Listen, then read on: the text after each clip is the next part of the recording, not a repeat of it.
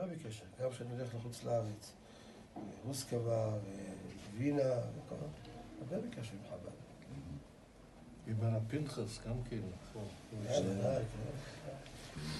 אני מספר להם תמיד, והם שמחים בזה, כשהיינו קטנים, גם אני בתלמוד תורה, יבני, מי שמכיר בירושלים, תורה יבני. וגומרים מוקדם, לא כמו היום, שעושים עד שעה 4, 5, הם גומרים בשעה 1, 2. מה נעשה אחר הצהריים? היינו מפעים בבית, היינו גרים בשיכון חב"ד. אבא היה שולח אותנו ללמוד בחב"ד, עד אבר מצווה. למדנו חיטת, ממש, תהילים, טניה, שמענו הרבה התוועדויות, הרבה סיפורים על כל הרבס. והם היו מכבדים אותי, כי השם שלי כמו אחד מהרבנים, אני עושה יצחק. ייחוס חב"די. למרות שזה משפחה וזה פרטי, אבל כשזה מתחבר זה אותו שם.